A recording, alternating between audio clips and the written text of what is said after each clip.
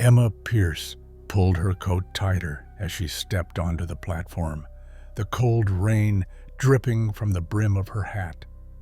The train loomed before her, an ancient iron beast, hissing and groaning in the stormy night. She wasn't one to believe in ghost stories, but something about this midnight train unsettled her. The ticket in her hand bore no destination, only the words, "Final boarding, one passenger only." A shiver crept down her spine. With a hesitant breath, she stepped inside, her heels clicking against the polished floor. The train smelled of old leather and mothballs, a relic from a bygone era. The velvet seats were empty, save for a few scattered suitcases. Emma slid into a compartment and glanced out the window. The platform was deserted now, swallowed by the thick fog that seemed to pulse and swirl like something alive. The train's interior was eerily pristine, as if it had been frozen in time. Gas lamps flickered softly along the corridor, casting long, distorted shadows. Emma found herself drawn to the details, the faded newspaper resting on a table, dated 50 years earlier, the lingering scent of perfume clashing with the damp air. She walked through the compartments, noting the silence, the way the seats bore indentations, as if someone had just been sitting there. A distant clock chimed, though she couldn't see one anywhere. Outside, lightning cracked across the sky, illuminating a vast, endless expanse of trees. The train rumbled forward faster than she expected, yet the world beyond seemed motionless. As she passed an ornate mirror in the hallway, Emma paused. Her reflection wavered slightly. Before catching up to her movements, she blinked, telling herself it was just her imagination. Settling into a seat, Emma couldn't shake the feeling of being watched. Every so often, she'd catch a flicker of movement in the periphery of her vision, a shadow ducking just out of sight, a whisper of cloth behind her. The train's rhythmic clatter grew louder, pulsing like a heartbeat beneath her feet. She pressed her hand against the window, half expecting to see her breath fog it up, but the glass remained unnaturally cold. Something wasn't right. The lights flickered, and for a split second, she thought she saw silhouettes in the corridor. A glance back. Nothing. From the far end of the carriage, a soft voice murmured, "You're not supposed to be here." Emma froze. The sound had come from an empty seat. She bolted up, heart pounding, and searched the nearby compartments. Empty.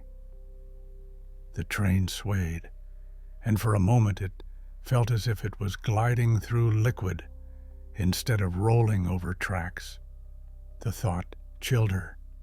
Then she saw it, a figure barely visible through the frosted glass of the next door. Tall, unmoving.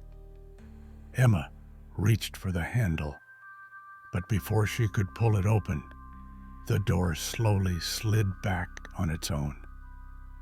Beyond, the corridor stretched impossibly long, dimly lit by the flickering lamps. She whispered to herself, "This isn't real." But the voice from before responded, closer now. "Oh, but it is. And you're the last passenger." Emma knew she couldn't ignore what was happening. The train felt wrong. Every flicker of the lights, every shadow that stretched too long, and the unsettling silence of the passengers who remained seated motionless. She decided to move through the cars, searching for answers. She passed through the connecting door with a shudder, stepping into the next carriage. The air was colder here, thick with the scent of damp metal and something older, something decayed. Rows of passengers sat rigid, their faces turned toward the darkened windows, their eyes unfocused. Emma swallowed hard and pressed on, her footsteps echoing unnervingly loud. At the far end of the car, she spotted a conductor's uniform draped over an empty seat. With trembling hands, she picked up the cap, noticing a faint name embroidered inside. G. Holloway. The name felt familiar, but she couldn't place it. Suddenly, a voice crackled through the PA system, distorted, static, filled.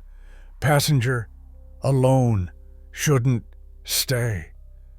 Emma's blood ran cold. She bolted forward, gripping the cold metal rail for balance as the train lurched violently. Emma's search brought her face to face with the other passengers, if they could even be called that. An elderly woman sat stiffly, her eyes clouded, lips murmuring a tune Emma couldn't recognize. A businessman in a pinstripe suit stared blankly ahead, his hands folded in his lap, perfectly still. And then there was the child, blonde hair in pigtails, eyes wide and glassy. She stared directly at Emma and whispered, "It's too late now." Emma crouched down beside the girl. "Too late for what? What's going on here?" The girl didn't answer, only pointed toward the next car where the lights flickered ominously. Emma steeled herself and moved forward, leaving the child's vacant stare behind. As Emma entered the next car, the lights snapped off entirely. She fumbled in the dark, her breath ragged. Then a sound, something scraping along the floor, slow and deliberate. Panic seized her chest, and she pressed herself against the wall. A figure moved through the darkness, its form shifting unnaturally, eyes glowing like twin embers. The whispering voices returned, overlapping, layering one on top of the other, a cacophony of sorrow and warning. Turn back, but Emma couldn't. The shadow lunged and she dove into the next car, slamming the door shut behind her.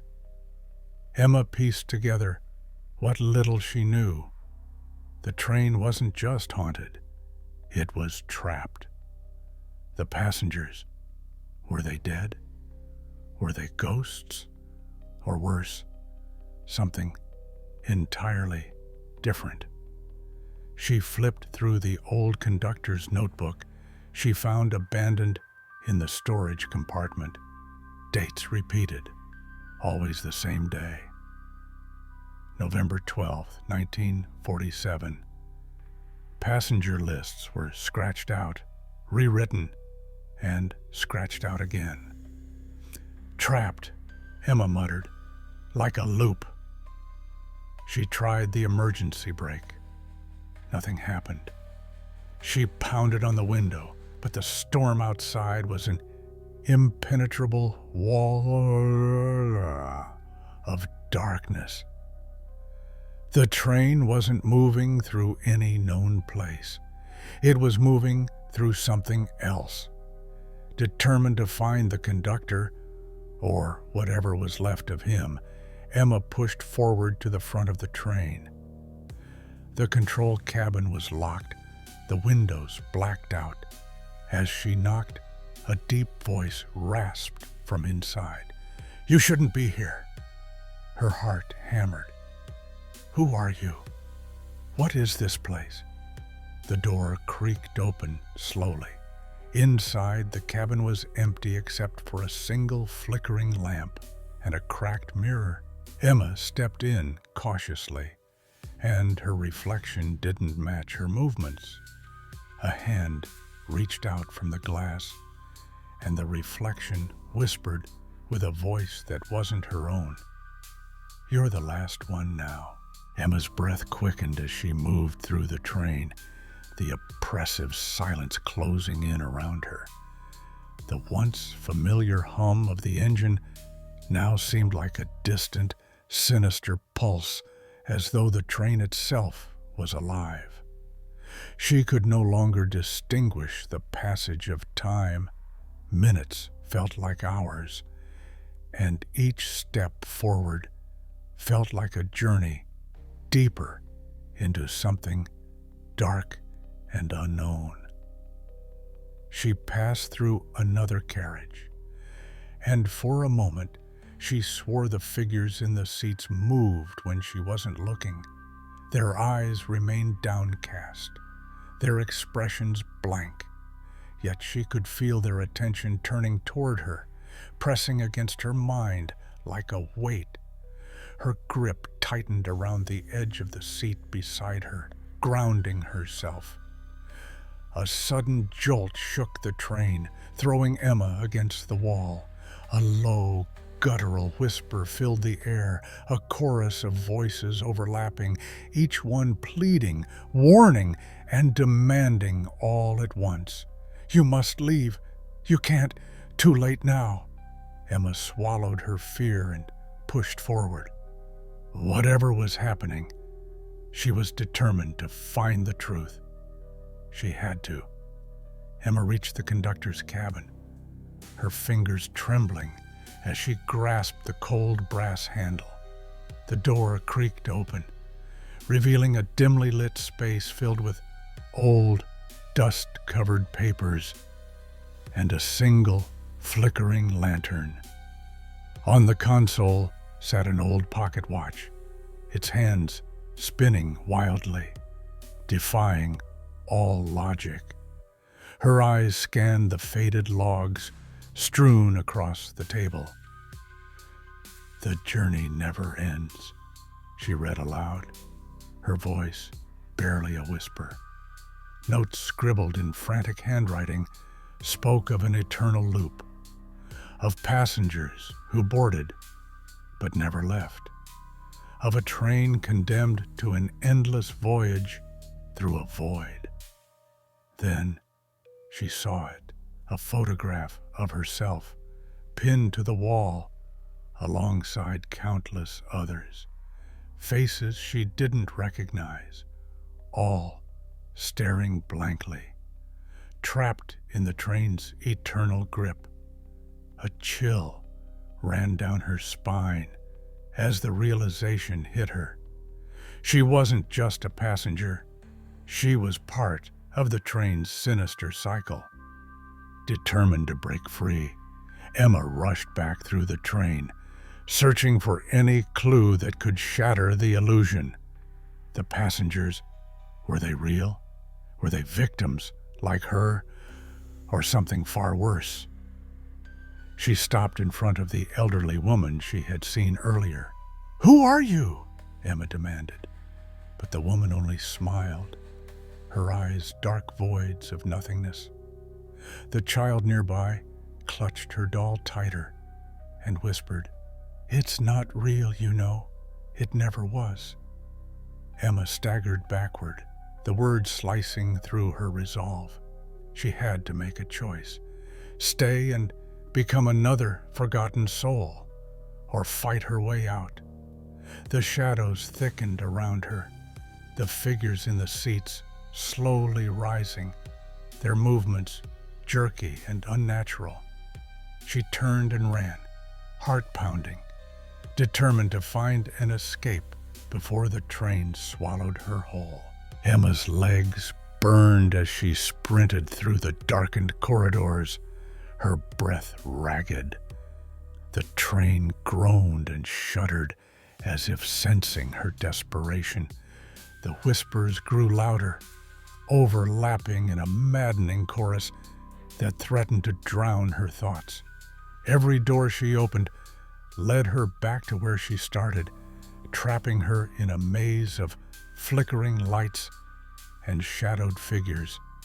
Doubt clawed at her resolve. Was escape even possible? Or had she already become part of the train's endless cycle? Then she saw it. The door at the very front of the train. Unlike the others, it shimmered faintly, almost pulsating with energy. This had to be it, the way out. Emma reached the final door, heart hammering in her chest. As she grasped the handle, the train's shadows coalesced into a singular form. A conductor, his eyes hollow voids, his uniform pristine, yet somehow wrong.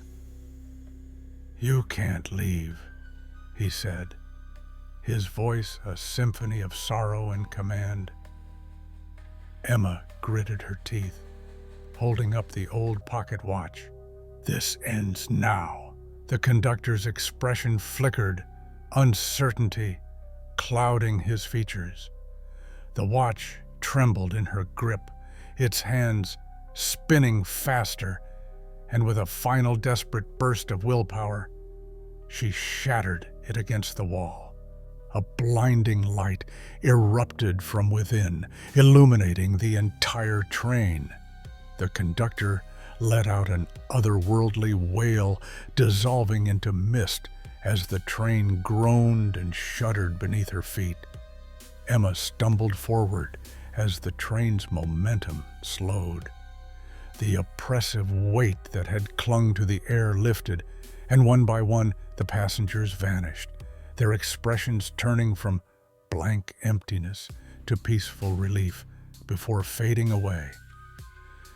The doors creaked open, revealing the dawn outside. She took one final glance behind her. The train was empty now, lifeless, a hollow shell. Stepping onto solid ground, Emma felt the first breath of fresh air in what felt like an eternity. She turned, expecting to see the train pull away, but instead, it simply vanished, dissolving into the mist. She held the shattered pieces of the pocket watch in her palm, a reminder of the nightmare she had survived. Emma walked away, vowing never to board another midnight train again.